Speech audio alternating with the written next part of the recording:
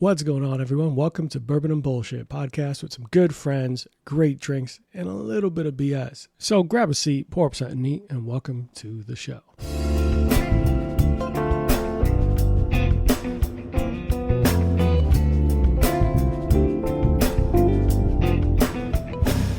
All right, guys. Welcome back to Bourbon and Bullshit. Today is going to be a little bit, it's going to feel nostalgic in a way. We are bringing back one of our favorite guests that we've had on, our buddy Justin L. I don't know if he wants me to say his last name because you can find him on interwebs and find not the full government.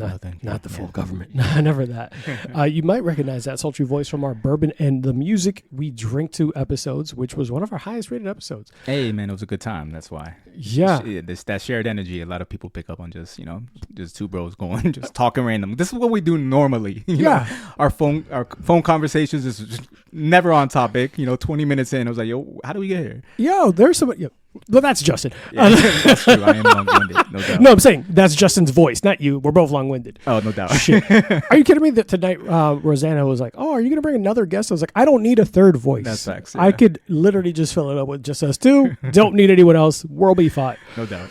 But I do think it's funny, though, because you're right. Like, there'll be moments I'm like, hey, man, let's talk fantasy. I want to trade someone to you. And I'm calling you for fantasy football and never once worked out a the Yeah, not at all. I didn't bring up a player, nothing. Just a day later, I'll send you a trade. You're like, that's tempting. Yeah. What the fuck? I should. The conversation was supposed to be this. Yeah. I don't know how. I don't even know. We don't even. You're just like, yo, what's up, man? Oh, so yeah, hey, I saw this the other day. Did you see this? Oh no, I didn't see that. And then we go down that road, and then I've done it to you, same vice versa, right? When I call you, I was like, oh damn, I didn't even really like go into that with you. We got no finality to that conversation. So and for those who don't know, if you ever try to get back on the phone with Justin without it being forceful, it's a fucking trial and tribulation. God bless you. Yeah, it's hard. I apologize in advance. I'm sorry for you. Yeah, believe me, my mother lets me know all the time. Bobby, you didn't call me. I called you twice. Bobby, you didn't. It's that whole thing. You know how that goes. I love my mother definitely. This was not a plan. She called me. Yes, the other day or yesterday. The day before. This is what happens with us. Yeah, this is what happens. And she's just like, hey, she's like, get to us. I'm like, what are you doing? And I was like, and I just like a long week. I'm exhausted. I was like, what? Yeah. And I know I sound like such a piece of shit, but if you guys ever knew that the person on the other end of the phone is only calling you because they need something, sometimes you just want to jump to let's cut to the chase. Let's get there. Yeah. I was like, what do you need? She's like, oh, what are you doing this weekend? What do you need me to do? Yeah. Please just tell me so I can try to get so I can put shit in my car so I can do it, whatever, blah. She's like, no, nothing. I just was curious when you're going to come by. I was like, do you need me to cut the grass? Do you tell me because I'm not going to go to your house and then turn back around to get supplies. If you need me to do something, tell me now. And she's just like, well, I guess you could cut the grass. I was like, okay, I'll do that. Is there anything else that I need? Do you need me to fucking hang a painting? What the fuck is it like? And she's like, damn, what's wrong with you? It's like, nothing. I just know you only call me when you need something. She had a set plan on how she was going to get to the grass being cut, and you didn't allow her to have that. No. See, so I am exhausted. And messed up her flow. So now she's upset, and there's no getting mommy back on that side. Like it's like all right. Now I'm the bad guy. Just cut the conversation short. I'll be there. Cut the grass at 5:30. I'm definitely the bad guy at the end of the conversation. But I'm got to do the thing she wants and leave me the fuck alone. I've been there. Yeah. Enough of that. Like we said, we digress a lot. So what you've been going on? What have you had going on since last we had you on the show? I know we talked about some of the books you were reading, and some of the things you were watching. What do you got new going on? So in terms of just like entertainment wise, things I've been watching. What's keeping you busy? What you sip to? So recently, actually right now, The Penguin on Max, bro. I've been hearing, man, it's so good. It's a damn near flawless show. It's phenomenal, man. Just the acting, Colin Farrell is just killing it as the Penguin, and he's so relatable. We're not going to spend too much time in Batman because me and you are going to end up like flipping some chairs in here, because we know your thoughts on Batman. He's a villain. Okay. See, so it's already begun. But I think one thing most people can agree on is that he has great villains, right?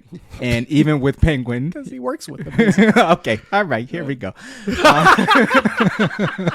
There's only so many times you can let the Joker out without me thinking you're in on it. Right. Get the fuck out of here. Joker was let out again. What happened? Oh, Batman came earlier today. I put him in Arkham. You know the place he's broken out of 17 times this month? Yeah, I put him right back there. My man. Like, come on. Joker's charismatic, man. You never know. But the point I was getting to is, Penguin is an interesting character, but I don't think the way they take a deep dive into the show that kind of shows his relationship with his mother, what kind of makes him tick, how he's leveraging every angle to try to get himself out of situation and get him into a position of power is just masterful, So it's just really, really good overall storytelling, just kind of within the world of Batman. So I'm just kind of obsessed with it. I'm shocked about how good it was. And, I think a lot of people, for the most part, the Batman movie, the Matt Reeves movie seems to be, it's a good one. Really well received. And this just expands on the world that much more. And, man, I'm kind of obsessed with it. So I just finished the last episode, which is, at the time of recording, that's episode 4, which kind of takes a deep dive into Sofia Falcone. So she kind of talks about her back history. But, again, they're kind of taking deep dives into, characters in the background, and it's how the Penguin's directly involved. Bro, it's masterful. Absolutely loving it. I actually had that conversation about the Batman, the Matt Reeves version. Yeah. And it obviously came in the crux of the outstanding failure that is Joaquin Phoenix's Joker movie. Yeah. Part 2. And it's fantastic how bad that movie did, and I'm very glad it did poorly. But not a fan of the first one though? It's Okay. It's not a Joker movie. It's Taxi Driver. You put the Joker makeup on it because you knew superhero movies were popular, and you said, "Hey, let's fucking make it the Joker movie." But it wasn't a superhero movie. There's nothing about it that's a superhero movie. Yeah, but I think that's kind of why people liked it, though. Yeah. Then watch Taxi Driver. It's as a movie standalone. Yeah, sure. Good movie. Right. Well shot. Beautiful movie. I love it. Yeah. As a comic book movie about the Joker, it's a cop out. You literally said. I think what I was told was that the movie script was written a while ago. Okay. And then they kind of transformed it into the Joker movie. And that's what sold it. Okay. Which tells me you knew that the only reason someone would watch this was because you added a name that was popular. And it now exists in a separate universe and not the same universe and all this stuff. And then Matt Reeves' Batman is so outstanding, and Heath Ledger's Joker. So it's just, it pissed me off. Like, I like the movie, but when I'm like, this is just kind of cash grab. You're just pulling people in by a name only. And I get it that's kind of like the whole thing, and we talked about it. I think you and I talked about it privately, that's why people buy Call of Duty 7, because you know the product. Yeah, yes. So you don't watch Joaquin Phoenix in a movie where he's a crazy man. But if you put clown makeup on him, you're gonna go. Yeah. Well, I think that's kind of what comic books are, right? You give it to a new art director, you give it to a new storyteller, writer, and they put their own approach on it. 100%. And that's kind of what that movie was. So it was kind of taking the comic book formula and putting it into the mainstream movie scene. And they kind of did their own thing. So I appreciate it for what it was. Is it the Joker I know? Not so much, not right? Any version of any Joker I know, but But I thought it was an interesting take into the psyche of a madman, and which is ultimately what he is, right? So I just thought true. Right, but you're just saying it's a cash grab, right? Because you're slapping a DC title on and putting the Joker on there. Yeah, right. But does that make it any less of an interesting story, though? No, but it doesn't make it what I wanted it to be. Like it's my my opinion is that, like, if we're gonna name it a Joker movie, I wanted more Joker. I wanted more Gotham. I wanted more that dark mystery of him and who it was. Right. It just seems like a Taxi Driver. Yeah. Well, that's the best way I can put it. But you don't think somebody's went into a comic book store, bought a comic book, read it, and it's like, no, that's not my view of that superhero. That's not my view of that. All the time. Just because they took a different approach. All the time. And we can get into New 52 and get into all that craziness of like every different version of every different character. There are people pissed off that there's a black Superman that exists somewhere. Oh yeah, relax, you'll be fine. Yeah. It's a fucking make believe thing. It's an alien. I'm surprised that you're not concerned that he's an alien. Right. But whatever. That's cool. That's cool. As long as he's white. As long as he looks human enough. He looks safe and handsome. So he's all good. Yeah. Handsome. If you put some glasses on him, he's a nerd. But I know that there's different renditions of every comic book, but I think that it's like foundation. DC really pissed me off a lot, not pissed me off, but frustrated me a lot with where the movies were. Nah, that's fair. Where I think we all felt that. Yeah, and where I think like where Marvel really shined was, regardless if the product came out well or not, Madam Web, they maybe with Venom, but you still kind of acknowledged that this was still part of one universe and one connected like entity. Sure. Where like DC is just like, I just need money. Yeah. No, I agree. Yeah, what they did with the DC films was very sad. I just need money. Just here, please hurry. Just fucking make as much money as you can. Right. But The Penguin the Show. The Penguin the Show. That's a full circle. Full circle. Penguin the Show is man, that's top of mind because I just finished watching that last episode last night. Yeah. So it's it's phenomenal. So I mean I know a lot of people are waiting for it to kind of the series to finish and so they could just binge it. But I'm enjoying the week to week way of watching right now. Matt Reeves does his version of Batman. I always had faith in Robert Pattinson. I watched some of his other movies outside of Twilight. Actually, I've never watched all of Twilight. I got tricked into the first two. Well, the first one. I saw the first two. I think. So the first one because my sister tricked me, said it was something like Interview with a Vampire, and I loved Interview with a Vampire. It's like, it's based on a book. It's a vampire book. I was like, oh shit, I love Queen of the Damned, Interview with a Vampire, and all that. Yeah. I want to go watch this. I was like, why? Why is that guy sparkling? Yeah. But I gave Robert Pattinson another chance, and I think obviously all of us could say Heath Ledger had something to do with me giving people who I thought were a certain kind of actor another chance. Yeah. Because when you see Heath Ledger as the Joker, you're like, oh my God. Yeah. Or when you see fucking Matthew McConaughey in True Detective, you're like, oh, yeah, these motherfuckers got range. Yeah. Vince Vaughn wasn't so much. He was fucking awful. Yeah. But that Matt Reeves' universe was so brilliantly done. So I'm excited for the Penguin, especially one of my favorite villains of any comic book movie right now is the Riddler. Played by Paul Dano. Yeah, man. In Matt Reeves' universe, because I thought he was. You often think of the slapstick, like old school Riddler, like riddle me this, Batman. No, this motherfucker was Jigsaw. Yeah, he's scary. Riddles. He was. They really made him terrifying because I think of him the same way. Kind of because even the Jim Carrey version, right? Mm-hmm. Even in the more mainstream stuff, he's always kind of like a skinny, nerdy. Yeah. Kind of like I'm gonna outwit you. No, Paul Dano was terrifying. Yeah, Paul Dano's like I'm gonna stab you. Yeah, I'm going to kill you. This wrench in your head any moment now. Yep. Yeah, it's gonna happen. Riddle me this wrench in your head. Yeah, you know what I'm saying. So I was shocked by that take. I've never seen again. They took their creative license to take a character that we knew to be a certain way and did it in a way that I thought was masterfully done. Gave a different depth and dynamic to them that I think really worked in that universe because it's a dark world, which Gotham usually is. That's what I liked about it. And I just thought they really nailed it, and it just little aspects that were really smart, and it kind of goes into the Penguin show too, right? With the drops as the drug of choice, the whole underworld with the Falcone family, you know that. So well done on every and in the way they integrated Catwoman in there. Like there was a bunch of powerful characters in there, so I'm looking forward to seeing what the sequel does and. Just to expand the universe has been really dope, and Penguin, I think, is just a great extension of that. I completely, wholeheartedly agree. I think Robert Pattinson fucked up, and now he's a fantastic Batman. Yeah. The world is beautiful, and Gotham, overall, my roommate David and I were talking about it. Yeah. Gotham has always, in my mind, been a character in itself. Absolutely. The city is dark, grim, brooding, all that. And when you see Batman, he is the city. Right. In a cowl, fucking get a hobby.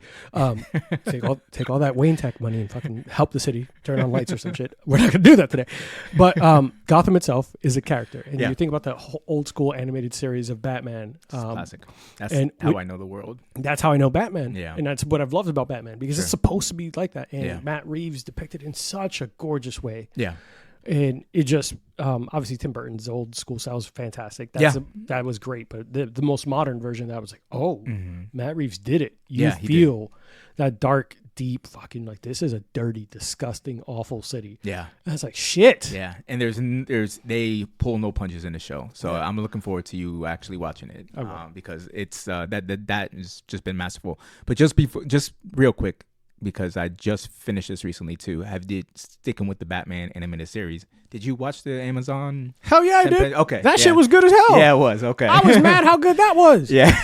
I was pissed off because they did a couple of creative things like the gender switching of some characters and all that. And I was like, okay, doesn't bother me none. They're all made believe characters for everyone out there being sensitive about they changed not my Superman. Right. But I was like, oh, cool. Penguin's a female now. Yeah. That doesn't bother me. Yeah. She was great. Yeah. She was scarier than an OG Penguin. I was really, because for so many people, that's how they know Batman to this degree, especially our generation. And that's my version of Batman. So I was really uneasy about them kind of recreating it.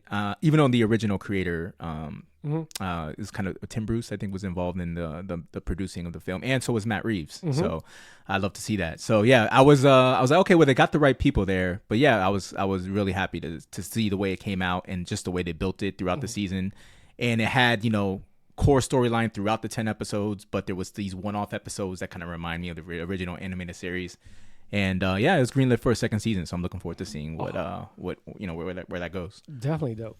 Definitely, it was one of the ones I was surprised, just like you. Like I thought, I'm gonna watch this. Yeah. And I'm not. Luckily, I work from home. Thank God. Yeah. Because I sat here, I was like, I'm gonna watch an episode. It was like midnight. Yeah. Fucking, it's 4 a.m. Holy God. Yes. I have to go to sleep and roll out of bed and log in. Like, hey, good morning, y'all. Right. I feel that. Yeah, man. All right. Well, anything else before we? That was that's kind of what I'm watching right now. Beyond that, I really just sticking, like, I've been doing a lot of podcast listening. Ooh. So anyone I could suggest for you? There's one. Yeah, hit me with it. Bourbon and Bullshit Podcast. Oh, really? Let me write that down. Bourbon. How do you spell that? You have a t-shirt on, by the way. Shit. Yeah. Big shout out. It's Justin walked in here with the swag on. So yeah. So my people, go out there and support the merch. The merch. The links, and go to the Instagram. You got the link in the bio. And just buy a little merch. Is this the first? Because you're wearing a shirt too, bro. Is this the first time? While recording, there's been dual. Yep. Second time. Rosanna had. Oh, yeah. First time the guest showed up in my merch. My man. Yeah. Yeah. It's good. It's very comfortable. Although it is medium, but I'm used to. I stay rocking the mediums. So when it came in, I threw it on. I was like, okay, yeah, that's on brand. Yeah. I called them. I was like, don't send him a regular size. Don't send him what he ordered. Send him the medium. Send him the pre-shrunk ones. Yeah. This is never going in the dryer ever. Don't ever try. You better hang that. Hang that. I'm gonna be like abuelita in the back. Get the clothespin. We're gonna air dry this, guys. We are 16 minutes in. Real quick, I forgot to talk about the fact that we had the drink of the day when we started. Oh, okay. Yeah. Let's roll with that. So real quick, guys. So today's drink of the day was actually one that I made up during the hurricane. So not many things came out of Hurricane Milton. Good things. Hopefully, thoughts and. With everyone who was impacted by those storms and all that, hopefully there's plenty of resources out there, FEMA and all those. We work really closely with looking at what we can do, but when you are drunk or been drinking with your friends and you look in the fridge and say, what the fuck can I make? And I found this product by Five Springs Bourbon. It's a vanilla maple infused bourbon. And I discovered them wholeheartedly by mistake. I was looking for something new, and this drink of the day, originally the drunk me called it fuck it breakfast. Okay. It is 2 ounces. Now, take me, before you go into the description of the drink, take me through the thought process of that title. Was the I mean, where you say, Rosanna, come here, take a sip. What do you think about that? And then what's the name of it? Like, how do you get to that title? Like, honestly, take me through the creative process. So the creative process was simply this: I'm a fat kid. Okay. End the process. No, it was a fat boy concoction. Is that what you're telling me? Yeah. So I ordered one of their spirits because I wanted to give their brand a try. I've never heard of them before. It was like, all right, I'll try vanilla maple. That seems like the safest bet because I can kind of anticipate what that's gonna taste like. Yeah. So when I got it and I'm looking at what I could do around the house, I don't want to make a Manhattan. I don't want to make anything normal, like something I've always had. I want to try something new with the spirit. And I thought the flavor made sense to pancakes. So when you think vanilla, maple, something rich and decadent, it's like pancakes. So I was like, but I don't want to make it too sweet. I was like, you know what? Fuck it. Breakfast in a cup. And I was like, fuck it. Let's do it. I had orange juice. I'm like, fuck it. We'll do it. Yeah. So that process was just about me I'm a big breakfast person, but it just made sense. And the flavors, I tried it straight and it was sweet, but still very, very good. Yeah. It wasn't one of these bourbons or whiskeys, flavored whiskeys that are overpoweredly sweet and just taste like Jack Honey. Sorry. You're never going to be a sponsor, so it's fine. And if you are, please don't send me that. Yes. Because I'm going to make fun of it. Rework your brand. Let's get a new flavor. Something. Something new. Yes. I'll help. I promise you. Yes. But like it tasted something that wasn't like sugary, syrupy, sweet, gross sweet. You don't want something so overly decadent that you're just like, oh God. Yeah. Like your you're teeth like one fucking sip in and you're bit. like, I'm good. Yeah. Like your teeth start hurting. Like, what the fuck is this? I'm not the sweet. I'm not the sweetest. I am not. I don't have a massive sweet tooth, so maybe it is good for anyone else. But when I tried this one, it felt like I'm like, I could do this and I could lighten it up and have fun with it. So the drink itself, it is 2 ounces of their vanilla maple bourbon infused with vanilla maple and other natural flavors. Then it's 1 ounce of orange juice. Yeah. It could be Publix brand. I don't care. None of them are my sponsors. 1 ounce of lemon juice. You can play with the ratios a little bit if you want a little bit more orange. And then I had a light brown simple syrup that I made. Keep it light brown. Make it dark brown. The color's going to come out gross looking. So about ½ ounce of that, depending on your sweetness level, and 2 dashes of orange bitters and 1 of Engo bitters. Okay. Because I felt like that was going to still liven it up a little bit. And it kind of comes into almost like a sour. Shake that up for about 30 seconds, pour it into a fresh cube, and you garnish it with candied bacon. Yes, the candied bacon was an interesting choice. When you just handed me a glass and had some bacon in it, I was just like, Because fuck it, breakfast. Because fuck it, yeah. Fuck it, breakfast. and let me say, it was a nice ending note. Like after you're kind of like finishing at the end, you try that little bacon, kind of absorb some of that sour from the drink. Bro, it was pretty masterful. Like we were saying a little bit earlier prior to recording. It's almost like I was like, gee, he was kind of taking me through his process. I was like, it almost sounds like an episode of Chop where they just handed him a basket and they're like, here, G, here's here's some dead beaver and some orange juice, a little bit of this, just make it work. And it's just like you found your rhythm and you're kind of the way you threw it together, bro. It blended perfectly. It was the right amount of sour. And that's not me hyping it up. I always try to tear G down, not lift them up. It was helps, good, bro. Yeah. It builds character. I appreciate it. No doubt. I got this. I'm here for you. But yeah, it was delicious, man. So yeah, really, really enjoyed the fuck it. The fuck it breakfast. Fuck it. Yeah. But obviously, when I posted, it's going to be called Brunch at Five Springs because I fully plan on ordering more of their stuff. Yeah. But I'll give you a little bit of background on them. They said their founder grew up in Kentucky where bourbon is more than a drink. It's a passion. Between then and now, our founder, Lisa, spent her entire career in the alcohol industry from vodka to tequila to whiskey. Still, she's never wavered in her belief that bourbon's warmth and spirit are unmatched. So Five Springs is a whiskey that's next generation, a kindred spirit born outdoors. They are priding themselves on being very different than the typical what you get out of your whiskeys or bourbons. So we talked about vanilla maple. Yeah. They have a blood orange bourbon. And then they have a honey sage bourbon. They have 3 bottles. And I was just like, what the fuck is a honey sage bourbon? I've never thought about what that would taste like. Yeah. But I'm going to fucking order it. Oh, yeah. Yeah. Well, I mean, they're 1 for 1 right now. They're batting really high right now. So I'd love to see it. I am going to start with the blood orange one because I think that'll be doper. Yeah. We'll see what trying the source material and kind of seeing where you go with it from that to make your next concoction. So maybe we'll get a lunch drink, and then we'll get a dinner. Holy maybe shit, a little snack drink. Stop fucking around because I just thought the blood orange could be a lunch cocktail. There you go. The sage could be kind of, you know what? We're not doing this. Right, I'm not revealing it. But so some of the shows I've been watching. Yeah. I know that we're gonna go 2-parter, so I don't want to spoil it for everyone. Okay. Yeah. So I just started watching this show and I have no idea what the fuck is going on. I'm gonna tell you right now. So everyone just randomly got up finally on the show From. A lot of people were just like, oh my god, From. Okay. Have you heard of this show? I've not heard of it. No. Oh my god, hold up. We'll get back to. But From is one of those like almost lost type of. I don't know what the fuck is happening here. Okay. So what streaming service or network is it? That's why people have never really heard of it until recently when it started popping up. So it was an AMC. Where was it originally streamed? It was one of those like I have to pay $5 extra for another streaming service to watch this. Right. But this show is residents of a small town struggle to find a way out when mysterious unknown forces keep them from leaving. Okay. So you're following this family who is driving. They're obviously going through a traumatic situation. The husband and wife are fighting, but the kids don't know it. Okay. They are so they're taking a trip across America because what's best for your marriage other than to just drive in a car together? That seems fucking great. Yeah. Brilliant. A lot of downtime to talk. That's what we need. Yes. I can't stand you. Let's sit literally next to only each other for the next 16 hours. Fucking. Yeah. Someone needs to help them. Some therapist needs to be in the back seat. You can walk them through some things. Yeah. I've never been married, and I know that that's a bad idea. I just fuck.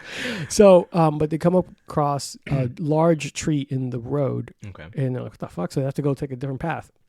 Go into what looks like an old, rundown town, and people are staring at them, and they're like, and you see like the characters like, okay, and the people in the vehicle, the husband and wife, are like, I'm going to drive through this town, and they end up just basically driving in a giant circle. No matter what path they take, they go either back to that tree or back into the town. On some Bermuda Triangle shit. Yeah. So they're stuck in this town, and all these crazy things start happening, and the town folk are telling us, like, we can't leave here. No one can.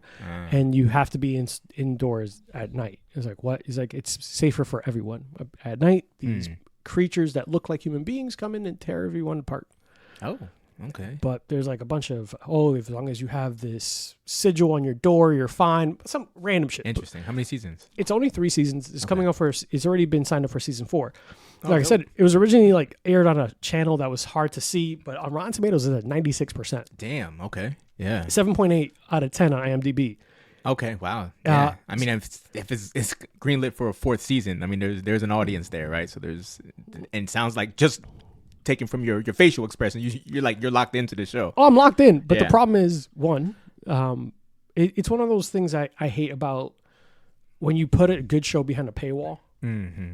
No one would have seen it. Yeah, true. No one would have fucking seen it at all. The show came out in 2022. Oh, shit. Okay. And people now are like, they're seeing Facebook groups like from blah, blah, blah, like sharing all these articles about it. Because now it's getting hyped. Yeah. And I'm like, what the fuck? Where were you guys 2 years ago? And the show started off. Yeah. But it's because it was stuck behind a fucking paywall, which is super shitty. Yeah. But that was one of the shows we just finished up. But now it led me into watching the show called Teacup, which, as if I thought I didn't know what the fuck was going on in From, I have no idea. I'm 3 episodes into Teacup. Is this just a time of the season that, it's October, so there's more spooky type shows? It's always spooky season in my heart. Oh yeah, well I know this, I know. But is it just kind of the From was a certain vibe, and then Teacup you kind of heard, and it's kind of a similar vibe, and you were like really just in that lane right now? Yeah, I was like, fuck it, let's see it. Let's see what the fuck this is. Nice. You want to know what the fuck's happening in Teacup by episode 3? Walk me through it. Yeah. By episode 3. Episode 3. Okay. Which is, by the way, I have a 3 episode rule. Like if you don't have my attention by 3 episodes, then that's it. So that's why it took me a while to get into Parks and Rec. Okay. Because the first 3 episodes are hot garbage. Are they really? First season was terrible. This might be blasphemous for a lot of people. Yeah, I did see that, but I haven't watched Park and Rec all the way through. And I know you're like, The Office you said it's better than The Office, right? Yeah, The Office is terrible. Okay. So, Office is a bad show. We're not doing it. Let's not do that. It's a bad show. All right, we're not here for that. So Teacup. Strange things are happening in Chenworth's scheduled Georgia farm. Their animals are spooked and restless, and their young son has wandered into the woods and come back confused and somehow changed. Stranger still, a mysterious man in a homemade gas mask has arrived and is spray painting a blue line all around the ground and tells people you can't pass this line. Don't know what the fuck is happening. Interesting. These animals are acting funny. Yeah. They're hearing strange noises through the radio. And a dog is running around, killed people, blah, blah. Teacup goes into this beyond chills and thrills because some random things are happening. But when one person does say, fuck it, I'm crossing the line, her body gets ripped apart by nothing. And her bones come out of her skin, she gets mutilated. So this is visibly seen by other people in the town? Visibly seen by other people in the town. Like the husband's husband tries to reach over and only his arm goes through past that line. Just a drawn line. And his arm gets wrecked. Oh, shit. And someone else pulls him back and his wife is destroyed. Wow. It's physically wrecked. And that's what episode 3 ended on. Okay. This whole time, little boy is like, the man inside my head tells me we need to leave. It's dangerous here. She's like, what the fuck are you talking about? Oh, shit. Little Timmy. Kids are scary. Damn it, Timmy. Yeah. Kids are fucking scary. Timmy's letting them know. Let's get the fuck out of here. Let's go to Seattle. You have a small child. Seattle? I don't know. What, Seattle? First city that came to mind. I don't know. I feel like that's far. I don't know. I feel like Seattle's always far. It's like a gloomy city too. I don't know. You might be going there. Might be more problems there. Worse. Yeah. But yeah, 2 shows. I have no idea what the fuck is going on. Yeah. Guys, we're going to take a quick commercial break because we talk about Seattle off. Make sure drink responsibly during whatever season you're listening to this to, because we try to make sure that you guys are always enjoying Bourbon and Bullshit with your friends. And don't text your ex. Be right back, guys. Hey guys, while you're listening to the show, we know that you might want to partake in some drinks with us and enjoy the libations. Here at Bourbon and Bullshit, we ask that you drink responsibly. Don't drink and drive. Avoid Amazon one-click buy. And for the love of God, do not text your ex. You do not need that kind of closure. They've moved on. So should you, Joseph. You should stop Facebook stalking. She knows. She knows. Now, all jokes aside, don't do anything dumb. Take care of yourselves and be safe. Thanks, guys. Now back to the show. All right, guys, we are back and we are done trashing Seattle. I'm sorry, guys. You should probably work on your image. So As always, we try to enjoy a spirit today. And one of the things that you might not know about me and Justin is that we have very heated debates about music. And before we get into the topics at hand, I do want to talk about this drink in front of us. We're going to go out of script a little bit because we did spend a little bit more time than I expected. As always. It's yes, fine. It's fine. Yeah. We're going to go a little bit off script. But want to talk about Beyonce. And I hate saying that out loud. Come on, damn it. I hate saying just that she who should not be named. Oh, my God. All jokes. These are all fucking relax, Beehive. Yes. I know you're mad at me. Yeah, there was a few that came to my house and rang the doorbell. I was like, where's his address? And I was like, I don't know. Yeah, but at the end of the day, I got your back. Even when we might disagree, I had to take 3 of them down, and they can't be found. So I will edit that. I'm going to say this, and I don't want anyone being mad at me. Please hear me all the way through. So recently, Beyonce released a spirit called Sir Davis. Sir Davis is a rye whiskey that is finished in sherry casks. The actual blend, I'll find it for you in a second. But this came out recently. It was super popular. Obviously, Beyonce is an idol. A lot of people are massive fans. You talk about the Beehive. They're dangerous. Don't talk to them. They'll whoop your ass. And but Sir Davis came out, and this came out of left field, even though she has kind of started venturing into country. The award-winning American whiskey founded by Beyonce Knowles, Carter, and crafted in partnership with Moet Hennessy and 5-time International Whiskey Competition Master Distiller of the Year, Dr. Bill Lumsden. He worked on a lot of like scotches and other.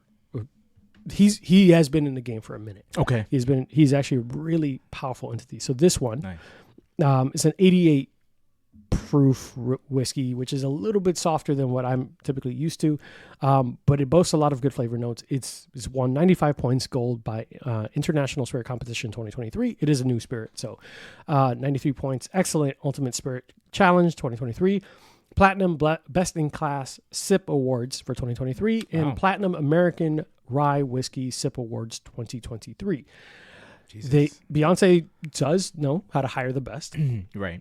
But this spirit, I want to actually look for the mash bill itself. So I wasn't aware that, she had even released this. So this was released in 2023. So it's only a year and a half old or so. No. So what they do is they take it to competitions. They put it everywhere first to get the accolades. Gotcha. This actually released a couple months ago. So 2024. Oh, okay. So it released this year, at least for us. That's where I found it. So maybe somewhere else they had it somewhere else. Right. Somewhere else they had it somewhere else. But this was one of the ones I didn't expect. Luckily, my fiance said, you should get this so you could have it on a show since, you drink whiskey there. Right. Mash bill. But there's something unique about this one because there's going to be a little bit of a flavor different than people expect. It's 51% rye. Okay. 49% malted barley. Now, typically, malted barley is a very, very powerful flavor. So it's different. It is something that I'm not trying to put anyone's head anywhere, but it's not what you get. Mash bills are going to be always percentages of something. You can get something a little bit more rye, something a little bit more wheat. Malted barley being so high is going to be different. So I'm going to let you try it. Okay. Well, I don't know, man. Last time I was here, you had Penelope. She was only 6 years old and she fucked me up. So, So I'm a little bit... It's got all kinds of different notes in it I'm not used to. Yeah. So this one came out, it says August 20th of this year. Okay. So damn. Well, she's always getting into something. So respect. Yeah, so cheers, brother. Cheers. We'll try Sir Davis. It's good. Like I can do this. This it's actually kind of light. It's nothing 88%. Yeah. 88 proof, 44% ABV. Yeah. Right. So it's like the mash bill is what a lot of people. Right, so this is not the critical side. This is just kind of traditionalist. Yeah, a lot of people are thrown off by that mash bill, especially if you're talking about a rye whiskey. Mash something like a little bit more malted barley is not. So what do you think when they set out to make this what is their audience, right? Because is this a mixed drink? Is this something you drink straight? Because just straight, as we just had it, was very smooth. It was light. It had some very kind of really easygoing notes. Like there wasn't anything. There's a little bit of burn, but very mild, right? So something you can just sip on and enjoy, right? So I'm gonna get yelled at. Okay. So they wanted. I think that they made this mash bill was on purpose. I think I obviously everything they're doing is on purpose. It's you don't get all these people behind you without it being with a purpose. Right. It's very approachable at that low ABV. For sure. Now, traditionally speaking, sorry about that. We had a little bit of a technical error there. Apparently, we talked so damn much that we ran out of space. But we're gonna kind of jump back into it. Just a little bit more information about why it's called Sir Davis and all that. So the Sir Davis brand is named for Beyonce's parental great-grandfather, Davis Hoog, I don't know, who distilled moonshine in Prohibition USA. Huge's moonshine was hidden in cedar trees for family and friends to happen upon, open, and enjoy. That's dope. Imagine just like, I'm going for a walk and just, is that moonshine? I don't know if I would just drink something out of a tree, but right. Times are different. According to Knowles Carter herself, the discovery of her great-grandfather's distilling legacy encouraged her to create her own whiskey brand. That or because Levi's and country music. I've always been drawn to the power and confidence I feel when drinking quality whiskey and wanted to invite more people to experience that feeling. When I discovered that my great-grandfather had been a moonshine man, it felt like my love for whiskey was faded. Sir Davis is a way for me to pay homage to him and uniting us through a new shared legacy. Dope. So yeah. I do like that, it speaks to her roots. It's no doubt. All that. Yeah, I love that. And it's one of those, the bottle is gorgeous looking. Yeah.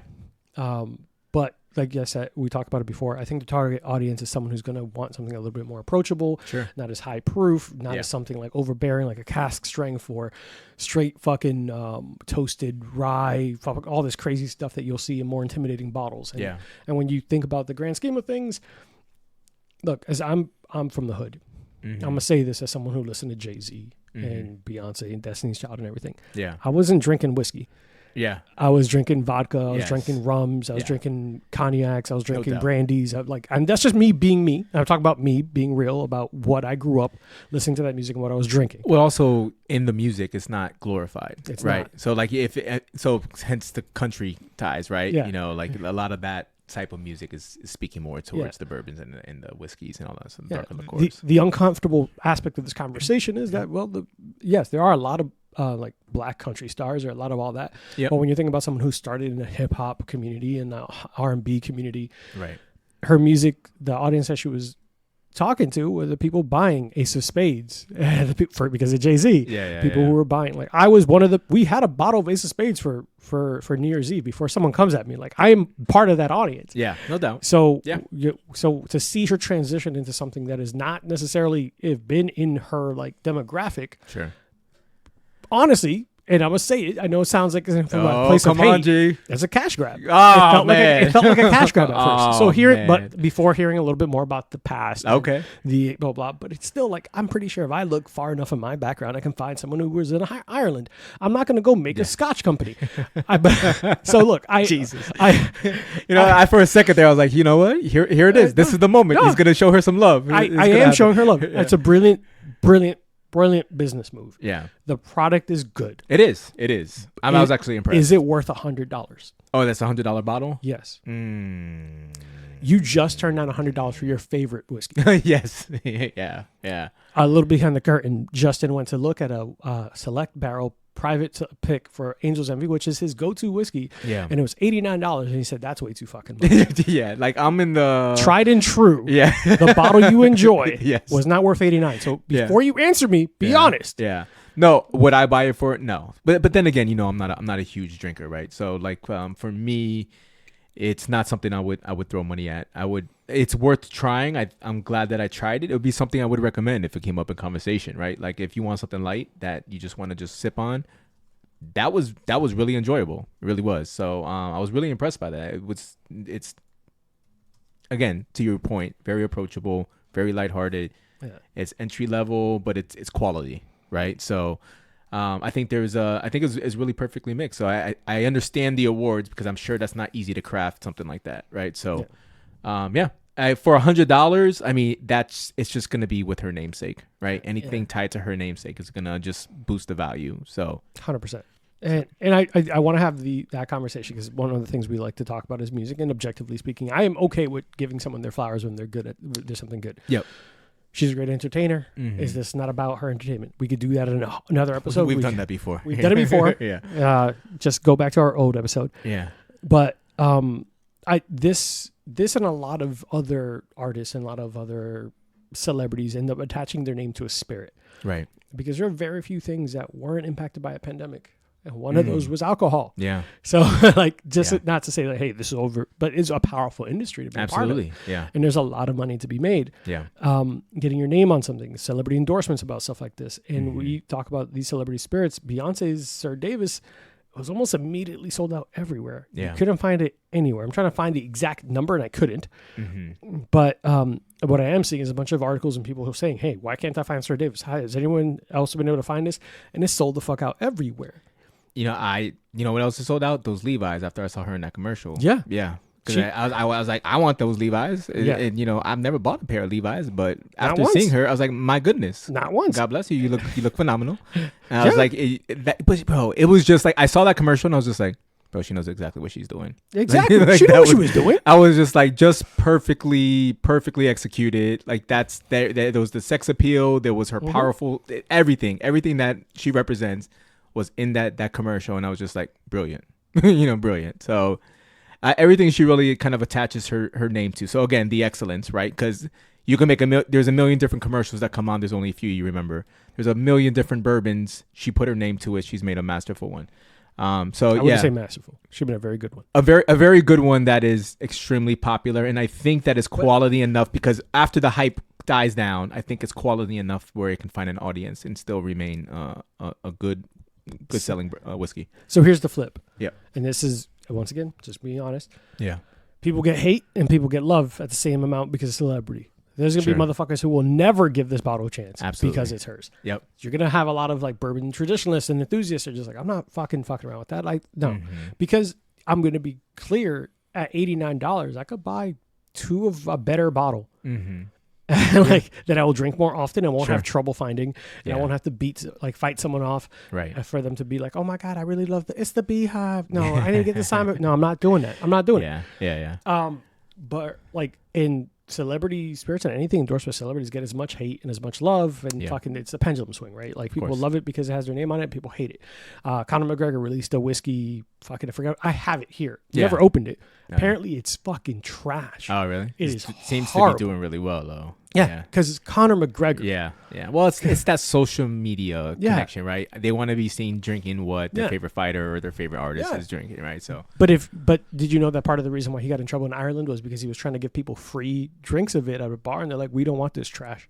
Oh, really? An old man told him, "No, I don't want it." And he's like, "No, here it's free." He's like, "I still don't want it," and he punched the old man. Did he really? Yes. God damn! This fucking Conor McGregor can't get. You didn't know about that? I did not know about that. It was like a couple of years ago. He got in trouble for it. Okay. He punched an old man. He does reckless shit all the time. Yeah, but because the spirit is trash, but it sold super fast. Yeah. I like fighters. Yeah. I liked Conor McGregor. Yeah. His spirit was trash. Yeah. I'm going to go real quick, just tell you some of the celebrities who have spirits and tell me if it surprises you. Okay, hit me with it. I don't know who the fuck that is. Peyton Manning and Andy Roddick. Oh, yeah. Roddick. Yeah. Sweetens Cove Bourbon. Did you? Oh, so there's a partnership there? Partnership in a bourbon. Okay. Yeah, I can see that. I think I don't want to say he's from Tennessee or Texas. Peyton Manning. Andy Roddick, that's he's a tennis player, right? So the Stevens Cove, whose most recent limited offering includes 3 cask strength Tennessee bourbons. Okay. Carefully blended by Marianne Eves, a bourbon industry A-lister in her own right. Okay. Celebrities hire the right people.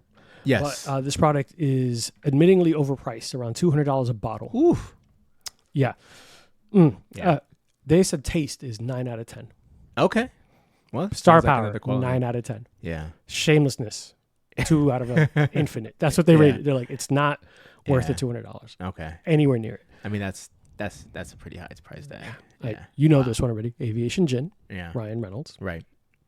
Shamelessness one. He doesn't really plug. He plugs it in his movies and gives himself his own commercials for free. He's money with it. Yes. He does everything just smart. Really smart. Why am I paying a spokesperson? Yes. he doesn't need to do much. He's brilliant with everything he does. I respect him. So Lagavulin Offerman edition single malt Nick Offerman or Ron Swanson. Yep, we know that one. He's great. All right, so this is where we're gonna get a little bit into like you might not know who that they made these spirits. Código 1530 tequila. It's a very nice tequila. 8 out of 10 taste. All my exes are from Texas, like George Strait. George Strait made this tequila or partnered with this tequila. Oh, okay. I'm like, oh, okay. I did not expect that. Yeah. You know this one, Terramana. Okay. The Rock. The Rock, yeah. You've seen this before. Cincaro tequila. It's a giant glass, gorgeous bottle. If you own this bottle, some of them can go up to as $1,800 a bottle. Ooh, wow. Yeah, secondary market's crazy, bro. Michael Jordan. Oh, really? Wow, gosh. Yeah. You see what I'm saying? Again, anything attached to certain celebrities. Names, yeah. Matthew McConaughey, we know Wild Turkey and him have a very strong partnership. Long Branch Bourbon is his. Yep. And he's like an OG with it, right? Yeah. Like he's the one that really was. I respect his hustle. Yeah, I respect the shit out of his hustle. Metallica makes blackened whiskey. Lobos Tequila, LeBron James. And one of the spirits we're going to feature next is Heaven's Door Whiskey by Bob Dylan. Okay. But one of the things about it is that Bob Dylan doesn't tell you he made it. Oh, really? All the time. Like people don't. They just see Heaven's Door. They're like, oh, Heaven's Door whiskey, blah blah. It's not one of the most like. It's connected to one of the most iconic celebrity spirit endorsers. Yet it's hard to really admire the celebrity in it because he doesn't really run around saying it. Yeah. A celebrity isn't even aware he's in it for the love of This is where it's funny. The celebrity spirit in question, when it seems possible, the celebrity isn't even aware he's associated. Oh, that's terrible. As far as I can tell, Dylan has never once given an interview regarding Heaven's Door. What a shame. So he's never talked about That's his agent saying, hey, I got you involved in a few things. Don't worry about it. You're good. Or he really loves it, but doesn't want his name to ruin it. Okay. I'd like to think it's more of that. Yeah. I would hope that. Not just he's a senile man. He's like, how much am I making? Yes. His agent, don't worry. We're just sending you the check. Just it's deposited. Don't worry about it. Yeah. And we know Brian, the guys from Breaking Bad, all that stuff. Oh, yeah. Cheech Martin. And, I really I respect their hustle, too. Like, they're really involved. I mean, they're going to local liquor stores and promoting their product and going on tours and really getting together with their fan base. Yeah. I really respect what they do. And they really, like, they make the most of they're passionate about the product. They promote it well. And they take the time to give back their love to the fans, which is great. Yeah. And just 3 because I think they're funny. And then we'll go on to keep talking about it. So not to be outshined by his former teammate, Scottie Pippen makes a bourbon called Digits, and it features his hand on it. I don't know why. I thought it'd be called Hater. No. Yeah. Scotty. And I love you. I'm a 90s Bulls fan, but honorable mention. Come on, man. Honorable mention is that Dennis Rodman had a short-lived Bad Boy vodka. Snoop Dogg has Indogo. Yes. Indago gin is a purple gin. He's doing everything. I think him and Dre have like something called gin and juice that is like a new thing. Is that related to that? No, but Snoop Dogg also appeared on 19 Crimes Crimes wine. The wine. Yeah, that was a big thing for a while too. It's still going. He has that. Yeah. He attaches his brand to everything. I mean, bro, I'm not mad at him. Masterful. And little known fact is, who do you think of when you hear Casamigos tequila? Shit, I feel like I saw something related to this recently online.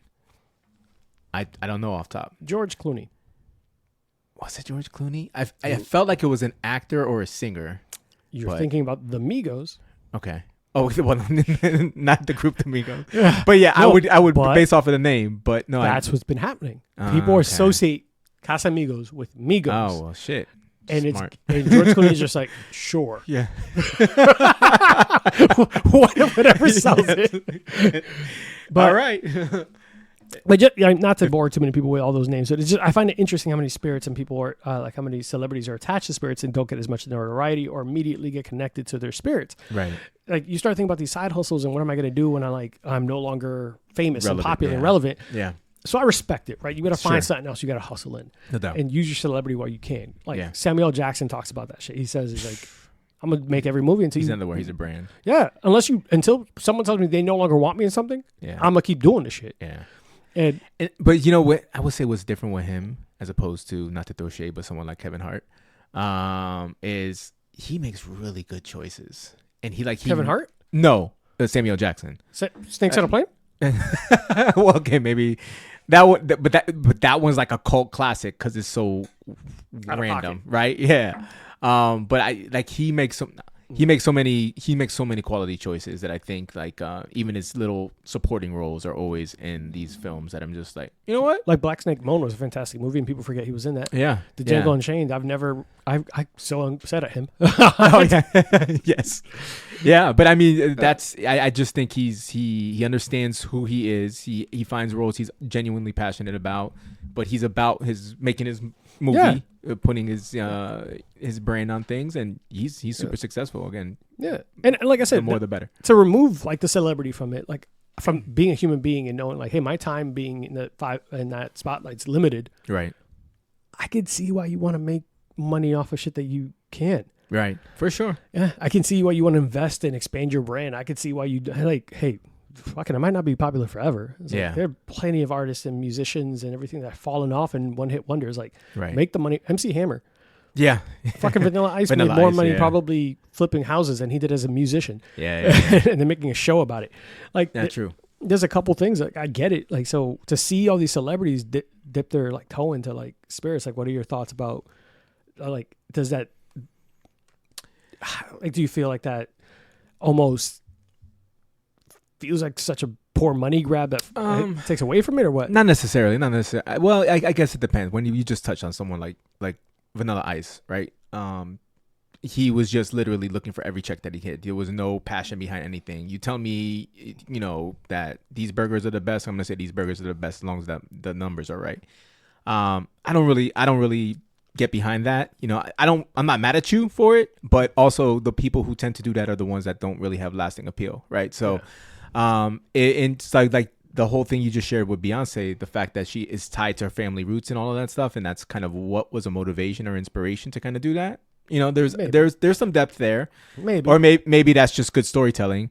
Regardless, maybe there is something more deep rooted. She's like a Texas girl, so I can see where maybe there was something there. Well, who's fact checking? Yeah, it's possibly my great grandfather's second pappy. I mean, but the type of person I am, like I am, about following what you're passionate about and really kind of expressing your art and your creativity, and you being involved in the product that you're kind of putting your name behind.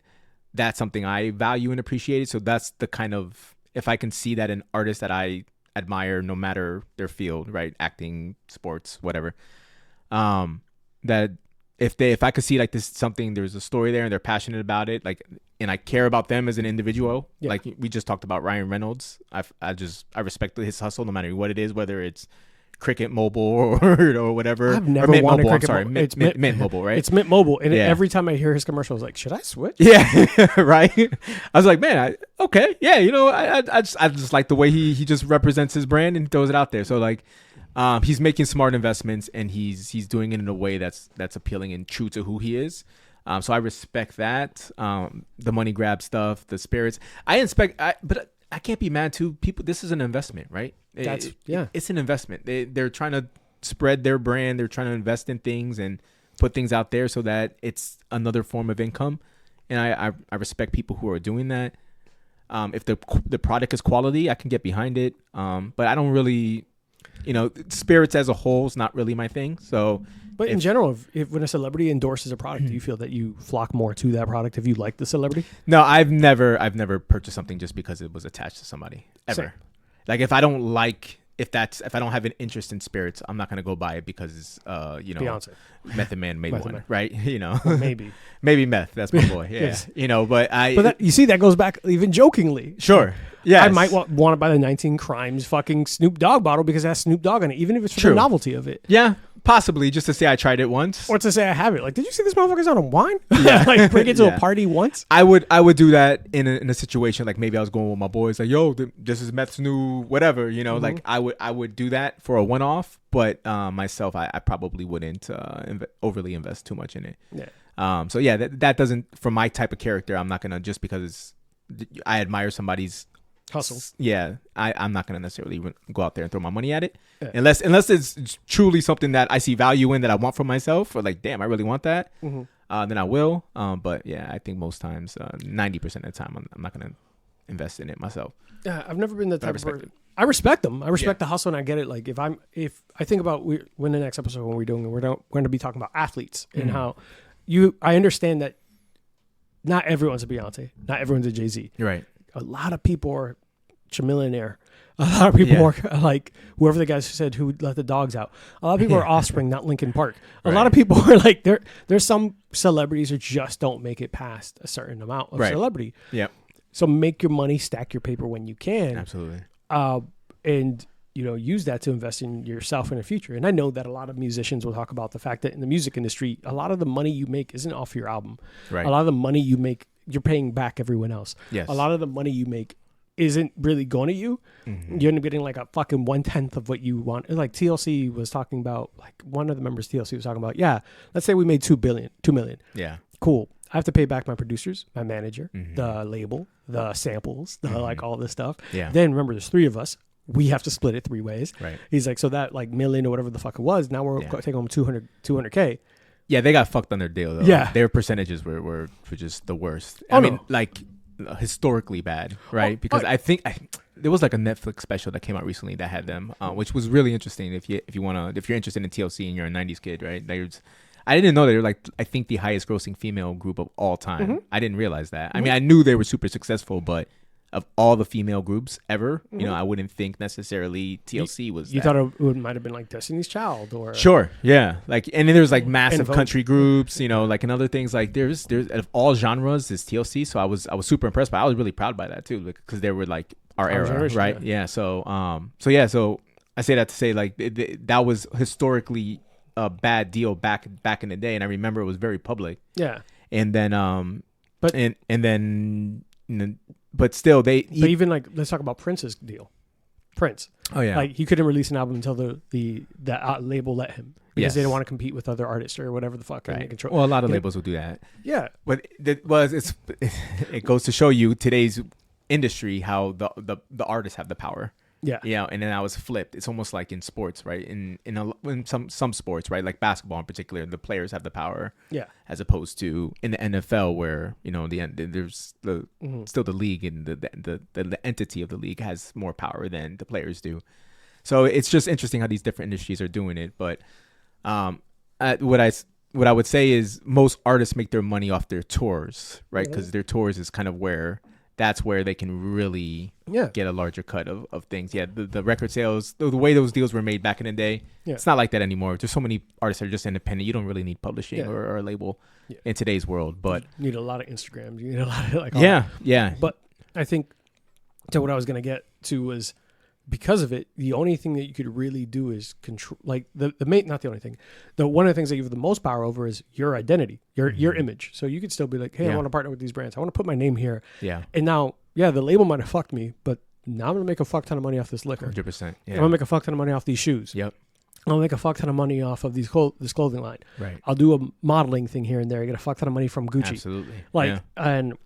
Your identity now, your image, who you are, which is like that's why I said like celebrity spirits or celebrities get it. The pendulum swings either way, very very hard. Either you hate them because their name's attached to it, or you love them because their name's attached to it. And it sucks, but I respect why they were putting the money where they can and making the money. Me too. Yeah. Me too. I think it's always existed. I think it's amplified now with social media, right? And just how much as an artist you could spread. Like what was available to artists, especially like hip hop artists or that genre of music, it has grown to become the dominant genre. Urban music in a lot of ways has become more popular music, and what was available to the artists in the 90s is it's so much more amplified now, where you're building brands, and a lot of it is through social media and through streaming, and there's all these other forms where they become these influencers, and they're just making hand over fist money on all these side deals, whether it's an energy drink or whatever. So I mean, I'm never seen mad. People like prize bets, fucking absolutely. I mean, that market's just blowing up with sports bettings, right? So, you attach your name to any of that, and if it's something that you're interested in, or I ain't mad at you, get your money. But yeah, I think there is a line where I think some people they're everywhere, and then it's kind of like I don't know. But I ain't mad at them. Get your money. Yeah, I ain't mad at them. It's just I do think though, what sucks as a whiskey enthusiast, and what sucks as a guy who enjoys this shit is that. The market becomes saturated with products that might not be good because someone's trying to make a quick dollar. Yeah. So like when you saw, I got his name wrong and I got shit about it. The guy who partnered for Traveler's Whiskey, I'll look it up. It's something Stapleton. Okay. I got so yelled at. They're like, that is respect our all caps in the comments. No, but what I would say is, but that's the way in any industry. There's anytime something is popular, it's popular until it's not, right? Everybody wants to get in and get the quick buck, and then fads and trends and drinks and foods or whatever the case, it's hot for a minute and then it's gone. Especially in today's world, people's attention spans are very short. So, those that get behind something, they're pushing. Chris Stapleton. Okay, yeah. I called him like Tim Stapleton or John Stapleton or some shit. Yes. And it's like, no, it's wrong. You're an advocate for making sure you get people's name right too. So yeah, I was like, I felt bad. So my bad. I'll go fix it. Yeah. But you're right. You're 100% right. Sorry, I just had to say. I was like, yeah. Fucking. I looked at it again. What is it about this name that I have amnesia about? It's Chris. It's not fucking a complicated name. It's pretty common. But guys, we're going to take a very quick break. When we come back, we're going to talk about the dark side of music recently. Oh. And 50 Cent's upcoming Netflix series. Boy. Guys, we'll be back. And just don't sign up for any Diddy parties. Sponsor of Bourbon and Bullshit, Big Bang Boom Collective is Orlando's burlesque and cabaret entertainment group, comprised of Midnight Fables Cabaret, Big Bang Boom Cabaret, and Foxy's Den. Follow us on Instagram at Big Bang Boom Collective, or join our VIP email list for info on upcoming shows by visiting www.bigbangboomcollective.com. All right, guys. So we are back, and one of the main things that have been happening in music, you might have heard of it recently. It's about this guy, P. Diddy, and everything going on around him. Wow. And I don't want to give him more attention than we necessarily have to. Yeah. But I do find it interesting because Justin, didn't you meet Diddy and worked around? I did. Yeah. I did. So yeah, the time I met Diddy was it was like 2010. And we went to Miami. So one of my cousins, my younger cousin, not the one I spoke to on the first episode, but his little brother. The one that missed home and wanted to not make not that one. His younger brother, both of them are extremely talented. But he got involved with DJ Nasty, who we know locally, right, from the Orlando scene. He was at 102 Jams and 94.5. So he's been around at pretty much all of the urban, the local urban stations here in Orlando. So he's directly tied to DJ Khaled.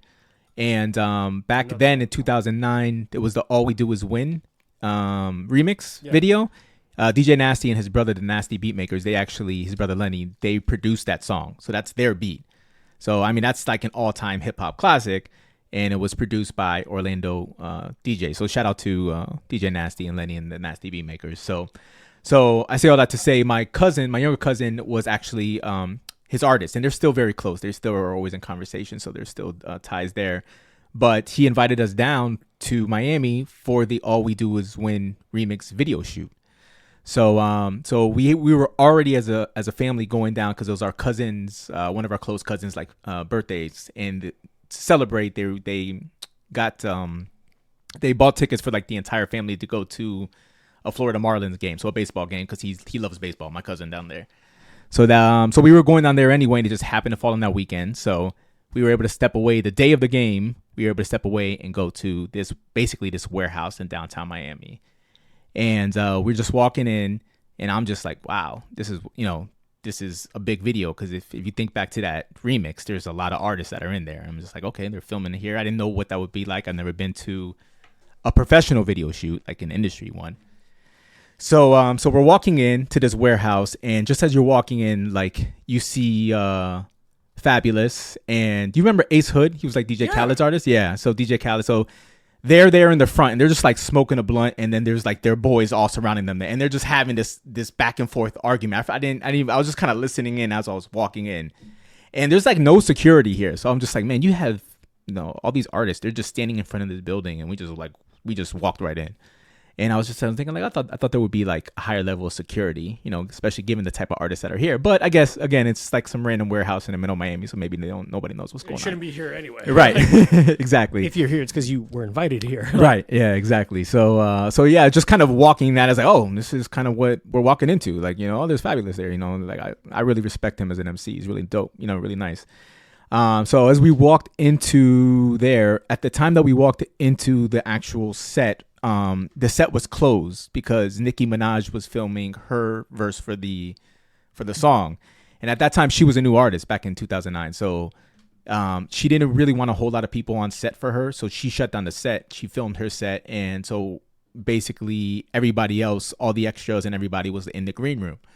So we kind of walk into the green room, and I look to my right, and there's Rick Ross. Now this is big Rick Ross, so he was a big boy. And he had like his two guys next to him, and they looked just like him, like in the white tank top with like a towel on his head and everything, just like you would imagine him back then, right? Like the image of him was just like, oh wow, there he is, right there. Just Rick Ross is right over here to my right, and then it's just this green room. There's a bunch of people just mingling, and there's just like little snacks and everything. A bunch of a bunch of different girls that were there for the video shoot, just like and hype people and all that stuff. So. It was just really cool. It was just a really dope vibe. I'd never been in a situation like that. And I was just looking around and I was just like, wow, everybody here is just conversing. Everybody's just in their own lane, having these side off conversations. I was really like into the vibe. Set opens up, everybody walks onto set. And then Fabulous is going to, he at this point had come back into the set once he had heard the set open, went to go do his section. And they're filming it, bro. Honestly, at this point, like I'm kind of fanboying out. Like I'm not in this environment very often.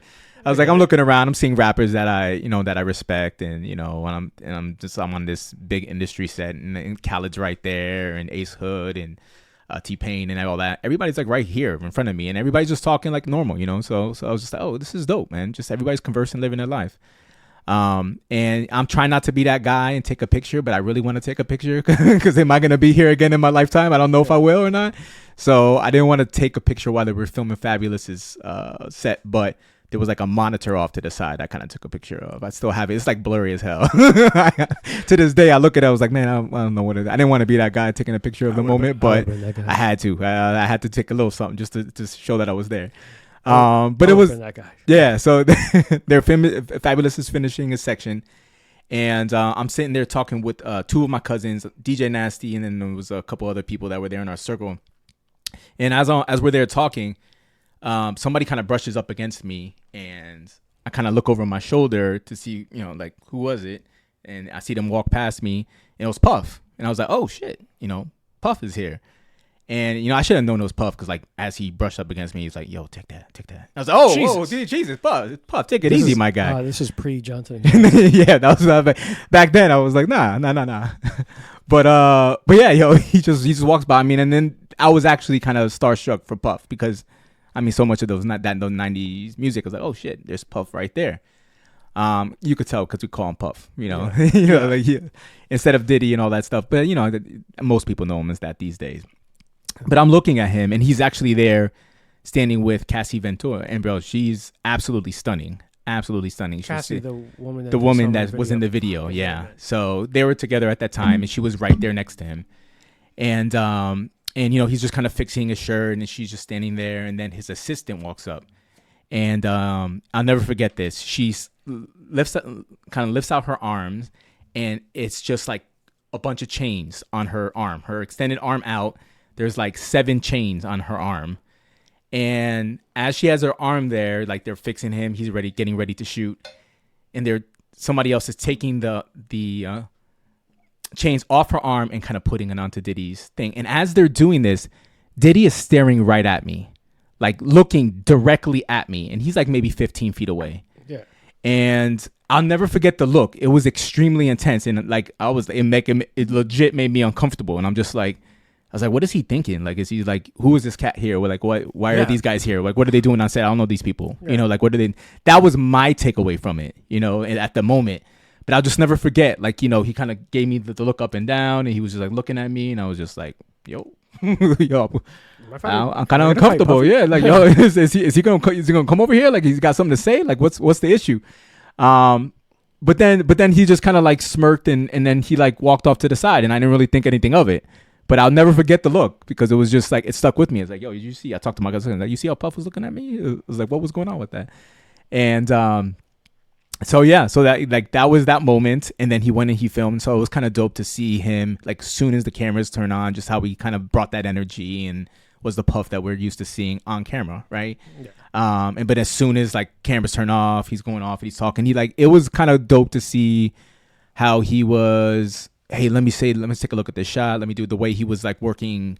He wanted to see how he was being portrayed in from the footage, right? So he was really more so than when I saw Fabulous. Fabulous just kind of did his thing and he was good. You could see Puff was very intentional about how he looked and how he came out. So I think it goes back to his work ethic, right? But yeah, it was just a wild time. And so yeah, we were on the set for about 2 hours, and we had to leave because we had to go back to our family's event. Ultimately, for why we were there. But I was devastated because right when we were leaving, tour bus pulled up and it was Busta Rhymes on there, and he would have been the one that I would have been most excited to see. But that's the one you fanboyed the most of. For sure, yeah. I would have absolutely fanboyed the most over Busta. I respect him the most. So I like Busta Rhymes so much more than I ever liked P. Diddy. Yeah, same. But it was just, it made me think to like, man, you know, as all of this has been happening and you hear everything that's going on with him, to see him there in that moment, you know, and it's somebody that was on top of the music game. So somebody I looked up to in a sense that, you know, I respect his hustle and how he found so much success, you know. But now with everything going on, like, does that sully that name? We talked a little bit about cancel culture. Yeah. People fuck up, and we see Kanye's fall, and we see a couple of other artists pop up, and it's like, Yeah. Well, I mean, we kind of talked about it the last time, like, you know, with all the allegations that were even there, and there's been so much more that's happened since then. You want to hear some more? Yeah. What else was dropped in? Most recently in news, he has 120 total people who are alleging that he sexually assaulted them. Yes. One woman says that he raped her on video, and for long sessions at a time. And we see he's had multiple things that keep popping up, and new crimes, and more people are alleging things. Yeah, I saw something. There was some lawyer out of Texas that had was representing, out of those 120, was representing majority of them. Something crazy, some massive civil case. So you want to hear this? This is kind of sickening. Not sickening. It just pisses me off about people, because, you know, when people say like no press is bad press. Yeah. P. Diddy, after I'm going to read this word for word. Under many musical monikers, including Diddy, Puff Daddy, and P. Diddy, the industry data and analytics company, Illuminate, said that Mogul's music saw an average of 18.3% increase in on-demand streaming during the week of his arrest compared to prior weeks. Wow. As he continues, he has not dropped in streaming at all. Yeah, that doesn't surprise me. But remember, there's also an aspect of it that we know Diddy. Right. This new generation just now knows the rapist and the sexual assaulter. Yeah. So now they're like, who is this guy? So it could be that curiosity, people who just don't know him, or is that... Sure.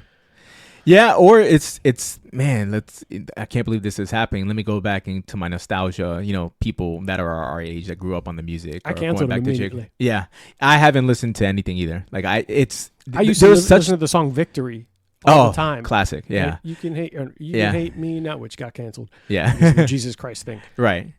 I can't. Yeah. That's too egregious and too wild to me. There is a level of darkness that's surrounding this whole situation that it just feels like really bad. Like there's like a certain level of evil, you know, that's like surrounding this. Oh, this is all the way evil. Yeah, on the darkest level, and it's the way it's gonna play out in months to come is gonna be really interesting as more names will be dropped. You know, because I mean, it was talked about. I mean, for years they always talked about Diddy's parties. You know, like Diddy's parties at the Hamptons, Diddy's parties, and Diddy throws the best parties. Diddy's this.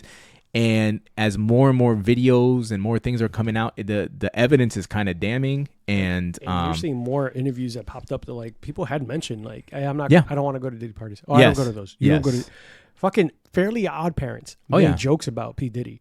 Yeah. Like multiple TV shows and things that shouldn't make a P. Diddy joke. Yeah. Like South Park made a joke about P. Diddy. Yeah. About Satan. Because Satan was like, oh, I'm going to throw a party. Blah, blah. He's like, it has to be better than a Diddy party. Yeah. Because he already does that. It was like, why is Satan comparing himself to P. Diddy? Yeah. It's dark, yeah, man. There's a little bit of like, you want to have the biggest party possible. And sure. I know it. But I was like, there's a lot of other people who throw parties. Yeah, for sure.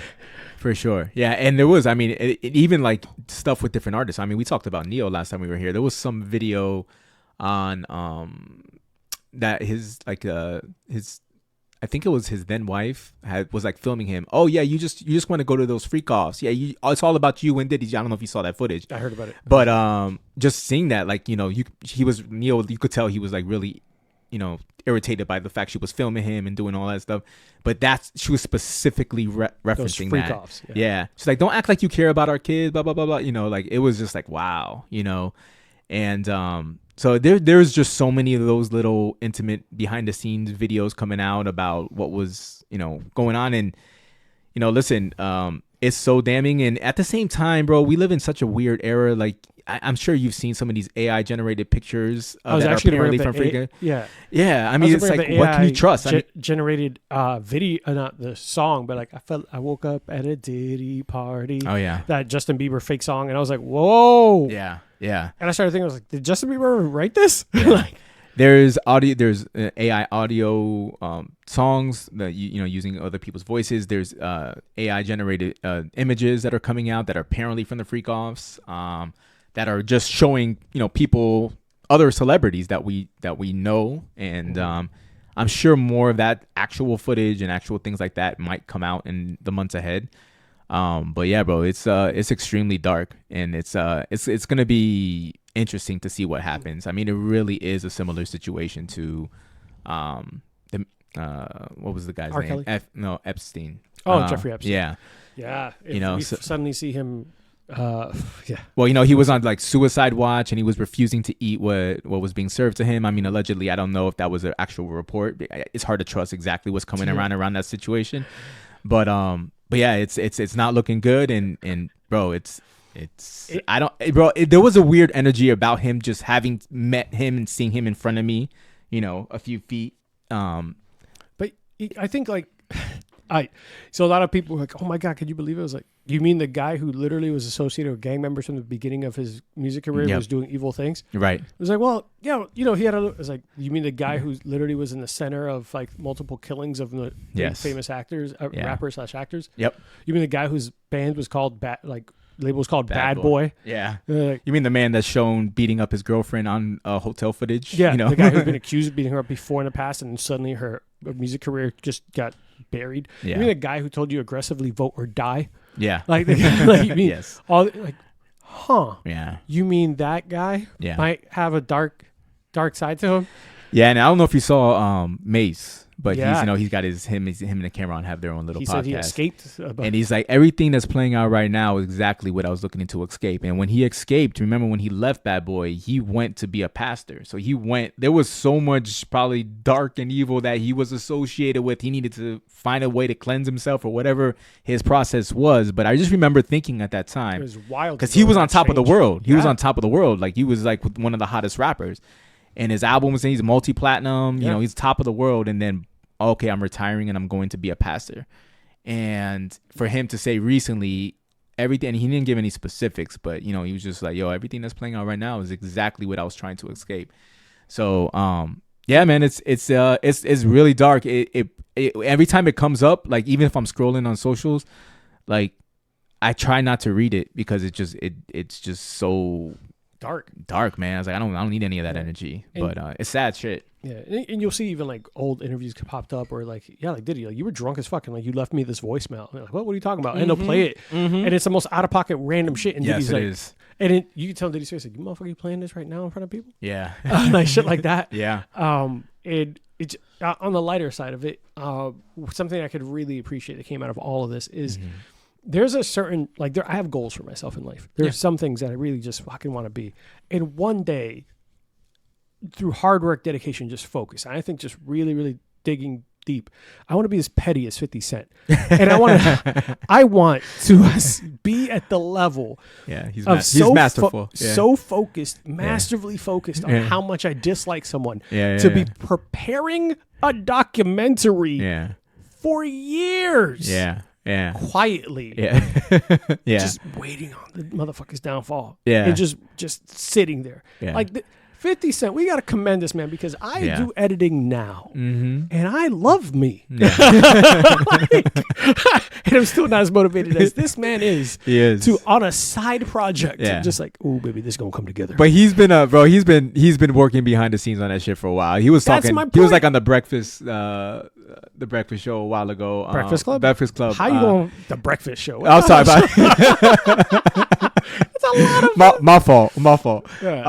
But he was on the Breakfast Club talking about just how Puff was trying to take him shopping. And it was like, be my friend. Be my friend. Take me shopping. And he was clowning him for a minute now. And it was just interesting how he's 50 Cent, bro. I mean, there's nobody who is as petty as he is and we saw what happened with Ja. We saw what happened. Like 50 Cent's not the type of guy you want to fuck with. But that's what I'm saying. I want to be that good at this. I want to be so dedicated to just pettiness. For those who don't know, if you've never heard what happened, like one time 50 Cent, because he hates Ja Rule so much, he bought the first 5 rows of his concert out. He bought all of them. So Ja Rule would be performing to an empty stage. And people were like, wasn't that expensive? He was like, no, it was on a Groupon. It was worth the $1,000 to just fuck with him.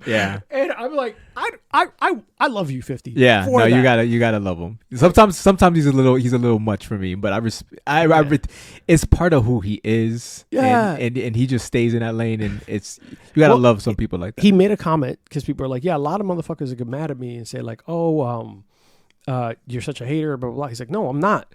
I want to be left the fuck alone. 95% of the people, like, all you see is my reaction.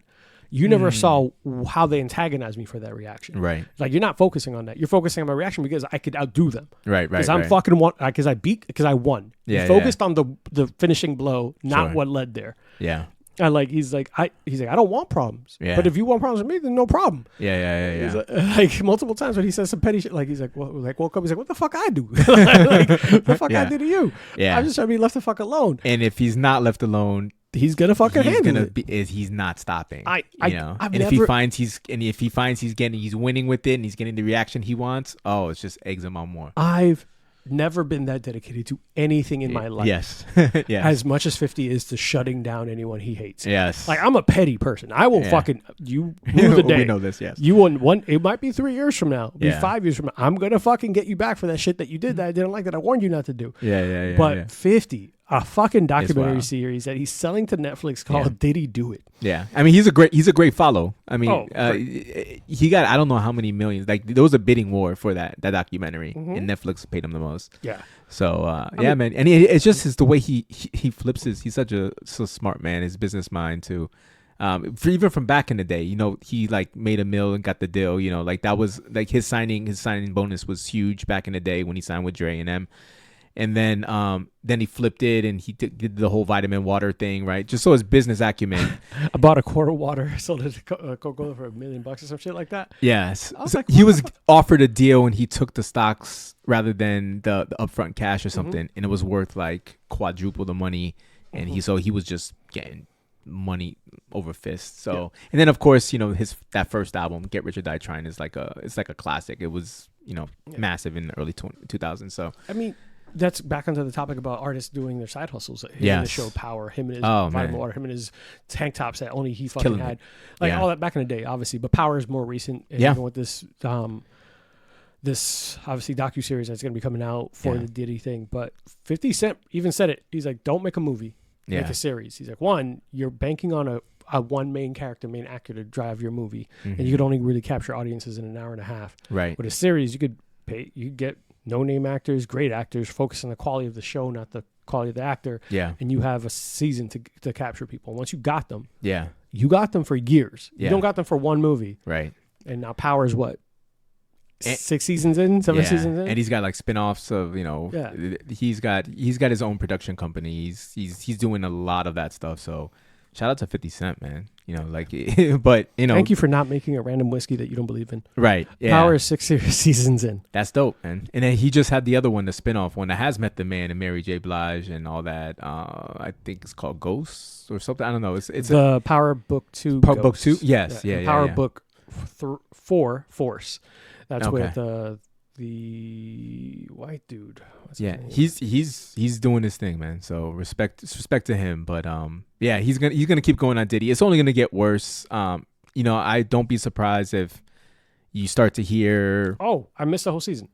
What's that? Power Book 2, Ghost. Power Book 3, Raising Kanan. Okay, that's right. Book 4 is Force.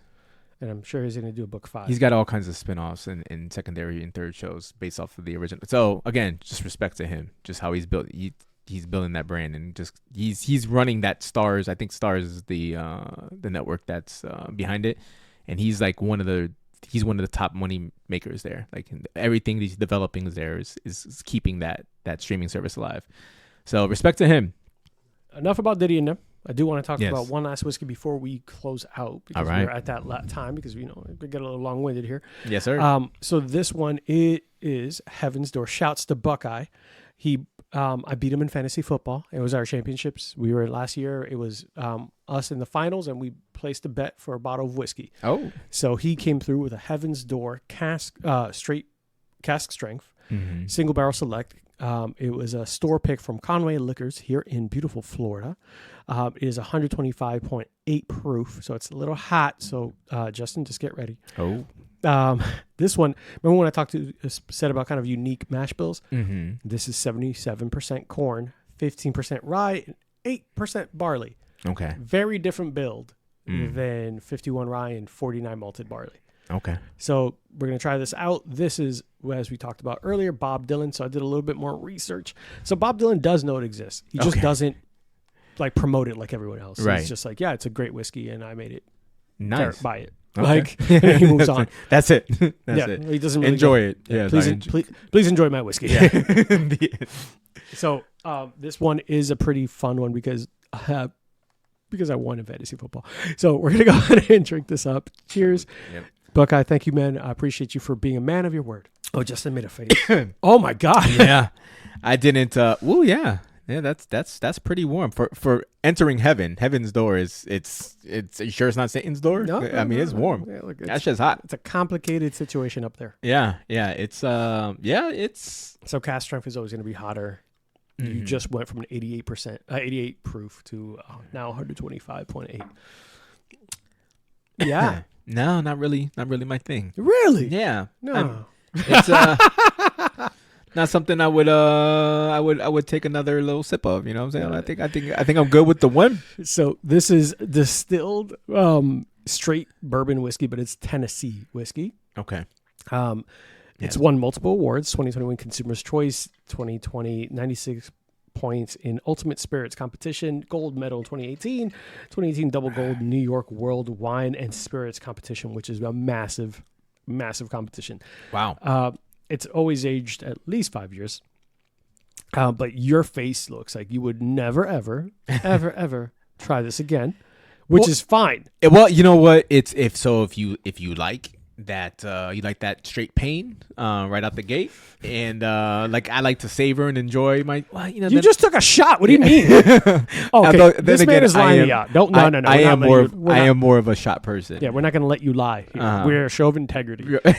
He said I'd like to savor after he took a straight shot of cask strength whiskey. Now he's mad at me for it being hot. Yeah, it's not meant to fucking just toss that bitch back. Yeah, it's not. I can confirm that here. Can confirm. Yes, can confirm. No, but it's. I mean, it's very hot. If you want to get to where you get to, like you feel. I mean, it's one of those things. As soon as you take that sip, it's going to warm you up completely. So I definitely felt that. Yeah.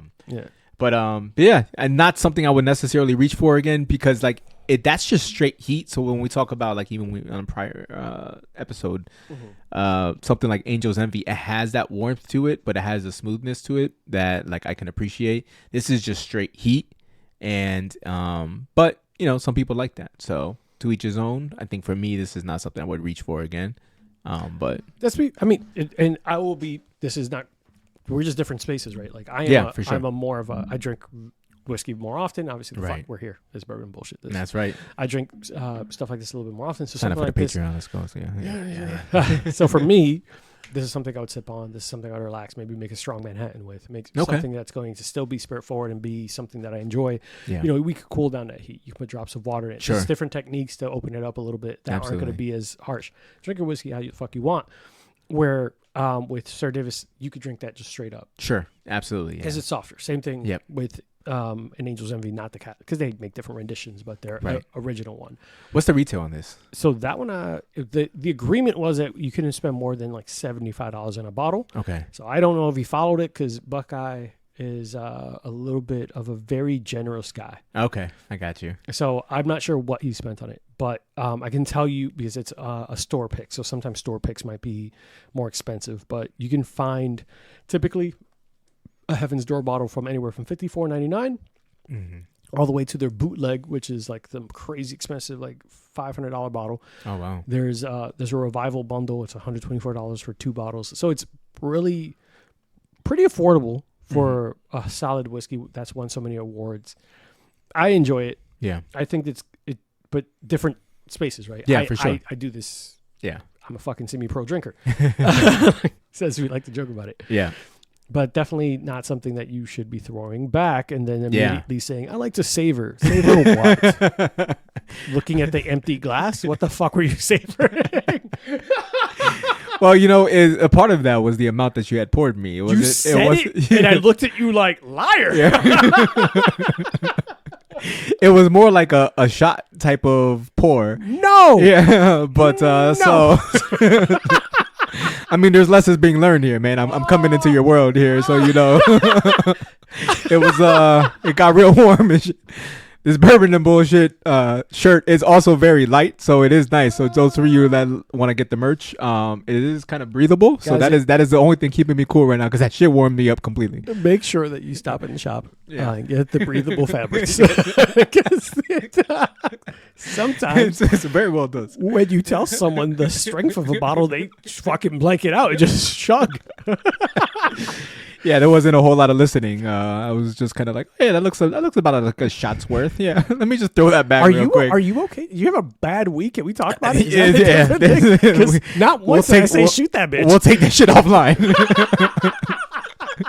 we might have to record this shit tomorrow because that shit will be long-winded. Oh my god, yeah. This man, I not once said, take that shit to the head, fam. No, just fucking slow down there. All right, well, lesson learned. What was it? I think what was a rapper? He was on Shannon Sharp's show. He's like, you took that shit to the head. He's like, you gotta get that shit in you. The first one. He's like, no, we're supposed to sip it. He's like, well, now we can sip the next one. Okay, I think I did see that. Shannon's like, what the fuck? All right, let me get another one in your glass. You did that. You did that. That was absolutely that moment. For sure. All right, guys. So we're almost closing out. But Justin, is there any? You have some projects. I know that you started experimenting with some music stuff going on. Yeah. And I, want to give that its time outside of you fucking chugging. So, yes. So what have you been having going on lately? I know you said you want to do some side hustles and some projects. So talk to us. Yeah, man. So just in that space, I haven't really gotten super in depth into starting the project other than I did buy some equipment. So I have some stuff at the house that's now set up. So I have my preamp, my mic, I got the home studio set up pretty much.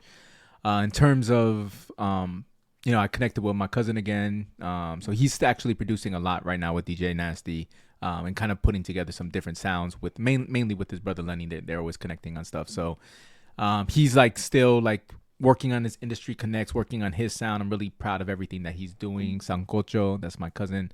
So the fuck? Soundcocho, yeah. Soundcocho. Yeah, it's all kinds of flavors. Where can I subscribe to him? Because just on that name, you fucking share everything he's ever done. I don't give a shit if it's some shit he did in the 3rd grade. You know what? He just switched up his social, so he moved to this name recently. So, I have to look that up. I don't know it off top, so that's maybe something we can put in the show notes. But he used to go by Traveler, and now he's Sancocho. So he's doing a lot of good shit. So I did connect with him on kind of what my vision is for what I want to do. As far as the project itself, it's pretty much laid out. I need to start the recording and production side of things. But some of the source material is done. There's some other ideas I need to put together, but I haven't made a whole lot of progress in terms of the recording or putting together the things, other than all like the pre-production shit. So all that's kind of lined up. I don't have anything recorded right now. But yeah, I'm excited. I'm excited to see where it's or where it's going, because I think there's been a lot of great discussion around what the vision is. I think we're aligned on that in terms of me and my cousin. Is it going to be straight back into music, or I know that sometimes you were even talking about cameras and doing some other stuff too? Yeah. So it's definitely gonna be a mixture of it's gonna be like spoken word and hip hop. So it's definitely gonna be like a story. So the project's called Love and Life. It's like a 2-volume, second volume. The first one is gonna be Lovin', and the second one's gonna be Life. So the first one's gonna be love focused, second one's gonna be life focused. So yeah, thinking about 8 to 10 tracks mixed with hip hop and spoken word that kind of tell the story of just what we do every day, which is to live and love, right? So, yeah. So that's kind of what's in the project. It's all kind of ironed out. I just need to actually start the process of recording and the production side of stuff. And you better hurry the fuck up. Make sure our line is getting. Yes, I know. I swear to Christ, as someone who's had to follow you around and like, hey, did you get this done? No, not yet. No, it's due in like 13 hours. I'll wait till hour 11. Yes, and then submits at 12:59, right before that. 11:59. I would have been late. Yeah. You would have been 59 minutes late, motherfucker. Yeah. It's about right. So those things that were in the work field actually travel into my personal life as well. I need to some things I need to be better about, like taking shots straight from some hot shit that you warned me about. I said the number. Yeah. No, I'm excited for your projects, man, and I know that. And not to give too many people all the secrets, but I know that some of it came after we came on the show. You had fun. You listened to your music again. You started exploring it when you were trying to share the stuff with me. It was dope. And when you did that, you're like, shit, I missed this shit. And you started talking about it, you got hyped. So if there's one thing I could do on the show, if I could reignite something or ignite something in someone else, I'm fucking happy about it. So I'm glad that you're doing it. Yeah, man, appreciate it. And if I have to be a dick and call you every other day to tell you to fucking hurry up and make a song, you let me know. Yeah. Actually, don't let me. I'm just gonna do it. Yeah, that's about right. Did you make a track yet? Yeah. And if you want, when it is released, we'll put like a commercial on the show as well. Oh, for sure, man. Yeah, no, I'll definitely come back. When it's all kind of finalized and kind of, do some, again, self-promotion, right? Yeah. I'll come with my own bourbon, So I was with the Beehive and they approved of this as well. So this is my own bourbon. This is going to be your boy J.O., If you get an L&L bourbon, like Love and Life bourbon, I swear to Christ. Yeah. I'm gonna shit on it if it's terrible. You better make good bourbon. All right, it's gonna be good shit. If it's terrible, I'll bring you in the process. You know what I'm saying? I know you got the palate to justify. If it comes in here and it's hot garbage, I'm gonna be like, yeah, nah, I couldn't do that. I'm not passionate about bourbon. That would be disingenuous. Like someone who suddenly puts on Levi's jeans and makes country music. So guys. Fair enough. That's a good way to end it. You said it. You set me up. It's fine. It's fine. We'll let you ride with it. We're in Bourbon and Bullshit world. Did I not? Did you not set me up for that? No, you said it. I know. It's good. Yeah. If I didn't jump, those Levi's are selling though. Oh hell yeah! But not because anyone wants those jeans. Yeah. I wonder if my wife would look good in these jeans. Yeah. She has to look a little bit like. Is Beyonce. she gonna look like Beyonce? I don't know about that. Yeah. No, probably not. I could buy Douce all I want, and I will never have as much money as Jay-Z. Nope. No. At least he stuck to cognac. Listen, so guys, he's been really quiet. He has been. Not to take it, but just his most recent shit was the Lil Wayne shit. Did you hear about that in the Super Bowl? Oh, about him getting upset that he wasn't picked to even be on the Super Bowl because of Louisiana. I know in the next there's some football shit. Yeah, but we can dive into. But but what the fuck? Yeah, that's kind of a slap in the face to not even include him in a Super Bowl show, but you're gonna put Kendrick Lamar. Yeah, it's interesting. I really wonder. I mean, there was definitely politics involved in that shit. That whole shit. I knew why. Kendrick at the time was the most powerful. Kendrick's the most popular artist right now. I mean, just with the whole Drake shit that just put him to the top. So I'm sure that the NFL wasn't even thinking, oh shit, Lil Wayne's from here. Like they might not even thought it because of how popular Kendrick was. Well, the thing is Jay-Z's the one who curates all of the Super Bowl shows. He has a contract with the NFL. So all of the recent ones, Usher, Rihanna. I mean, think about the artists that have come out the last 5 years. It is all chosen by Jay-Z. He has a contract with the NFL for their music and Super Bowl shows. So he knows all like the music production stuff. So So that is Jay-Z all handled by Jay. didn't pick. He did not pick Lil Wayne. So there's a lot of controversy around that shit. I did not for know that specific reason. Yeah, that's a slap in the face. We're supposed to, hey guys, we're supposed to fucking cut out right now. So this might be bonus stuff. Yeah. But I did not know that he fucking slapped in the face. Lil Wayne. I thought they were cool. So they were cool. There was all kinds of back history there because Lil Wayne was, when he was having his issues with Cash Money, he was going to go sign with Rockefeller. I remember that. And it ended up not working out. And but apparently there was no love lost and all that. So like it was still love between the camps and all that stuff. But I think more than anything, twofold, right? It's a business move. It's a business move. Kendrick is literally the hottest artist right now. Lil Wayne, if he is in the Super Bowl, is going to have Drake in that Super Bowl thing. I mean, we saw what Dre and Snoop and them did, 3 years ago?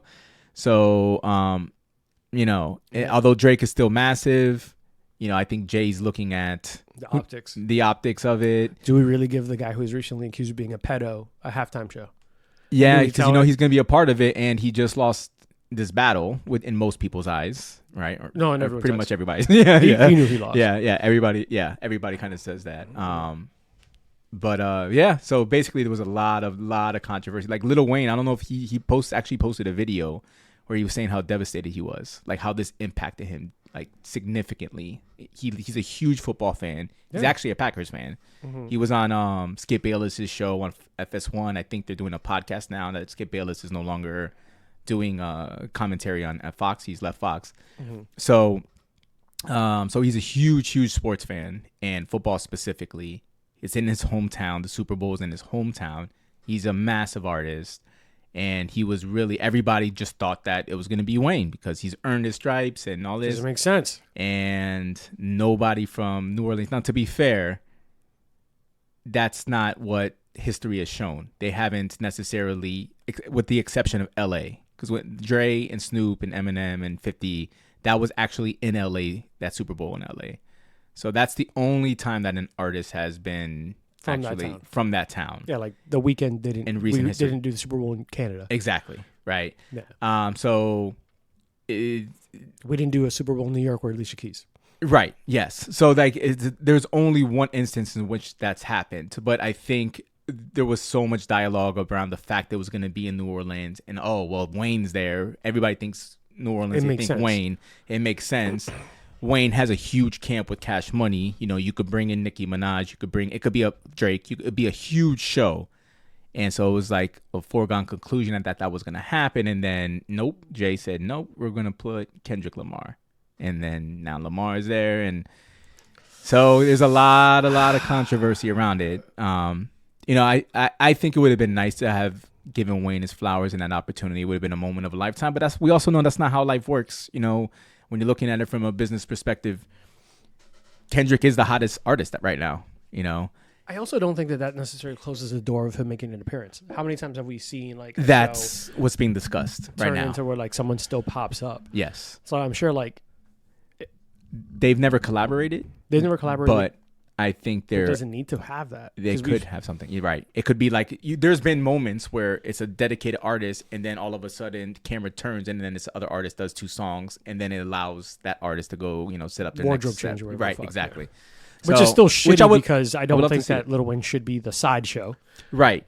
He's a big enough artist where he deserves the whole thing. I mean, Kendrick came out how many years after him? Mm-hmm. He was already 12, 15 years in the game before Kendrick came out. So, because Kendrick came out, 2010, 2011? So, it's interesting. It's interesting. It says Kendrick Lamar came out in 2003. Began in 2003. He first released his first song, What You Know About It. He released his first album, YHNIC, Hub City Threat Minor of the Year.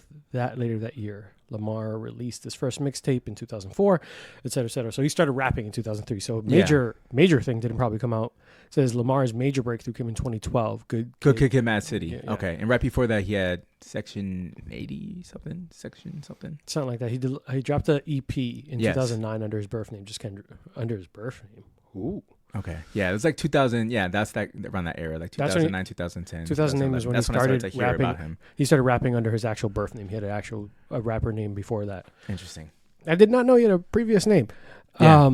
But yeah, I think it's fair, and I think it's shitty to not involve Lil Wayne in a way, but it's also, why did you? It sucks to say this out loud. You shouldn't have assumed it. Yes, like why, exactly. Like why was a foregone conclusion? Yeah, like, yeah. There's like it's like counting your chickens before the 100%. Like why? Like yeah.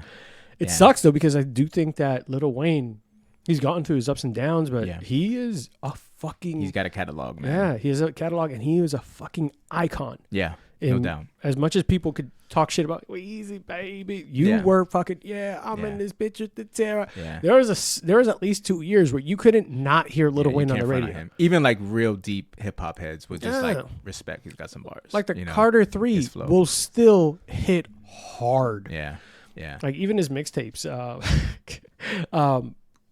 Like I'm married to that crazy bitch. Call me Kevin Feather. Oh yeah. I was like, is that a Britney Spears joke? Like, yeah. Lil Wayne, come on, man. He's got those little sneaky bars that just come out of nowhere, you know. And not to like get off too far, because we got to close out because we're about to do a second half. Yes. But I don't know. That's kind of shitty though, because when you see that kind of icon, someone who's established so much in that city, New Orleans has been one of those like music capitals of the world, essentially, for a lot of shit. Yeah. And that's a big platform to not bring him in. It's massive. And him being such a sportsman, I mean, he really if you watch the video, it's kind of heartbreaking. Like he has like a video like after it was announced, like, I just want to address my fans and let you know that I've been devastated. I've been real depressed. You know, I really thought that this was going to happen for me and for us and blah, blah, blah. And, you know, it was rough. It was rough. But, you know, he's going to have his moment. And, you know, and not everything, it's like, that's life though, right? Not everything comes to you. You shouldn't anticipate that it's going to happen just because of this, that, and the third. You know, it just didn't happen this time. And he's a great artist, and he's going to have more things. He's got great accolades. He's got a phenomenal career. He's a legend. But yeah, you know, there might be other opportunities, but it just didn't happen this time. But it's just the Jay-Z factor that, and Nicki Minaj like went in on Jay, like on X, and was just like, you know, there was a lot of drama around this. I did not know. Yeah, it was a whole thing. Like, how can he do that? He's a legend, blah, blah, blah. So Jay got a lot of fire about that. That is fucking interesting. Fucking idiot. Yeah. All right, guys. Well, we're going to wrap up. Hopefully you guys enjoyed Bourbon and the Music We Drink To. Justin, as always, thank you for hopping in here with us. Yes, sir. Where can people find you? Our socials, you know, like your favorite color, you know. Yeah. Sign, I do like a soft blue. Yeah. I'm sorry. Yeah, J_lifestyle on Instagram. And yeah, man, just more stuff to come. It's a pleasure to be back here and just chop it up with you. Always a pleasure. Always a pleasure. Guys, as always, thank you for tuning in for Bourbon and Bullshit. Make sure that you stop in the shop, get that breathable material t-shirts. And we also have our logos on mugs and multiple other things you can get them on. So our most favorite shirt and highest selling is Caution contains alcohol and a little bit of BS in 2 different versions. And our right now brand new banger is my favorite spirit is whiskey. It's a ghost t-shirt just for the spooky season, but it's always spooky in my heart. Check it out. Follow us on all socials at Bourbon_and BS on almost everything. Just Bourbon and Bullshit Podcast. Guys, love everything you guys been doing for us. Love all the support, and stay tuned for next week's episode where we'll be bringing back Justin, talk about spirits in the athletic industry. Guys, be good. Talk soon. Hey guys, today's episode is brought to you by Burn, Termite, and Pest Control. I first met Joe Byrne on Full Frontal Nerdy Show and decided to give his company a try. They have been the best pest service I've ever had. From flexible scheduling, attention to detail, fair pricing, and everything you love about a small business, I highly recommend Joe Byrne and Burn, Termite, and Pest Control. It's a family-owned and operated business with over 30 years of experience in termite and pest. You can reach Burn, Termite, and Pest Control at 321-297-7985. Once again, 321-297-7985. And let them know Bourbon and Bullshit sent you. Thanks, guys. See you next time.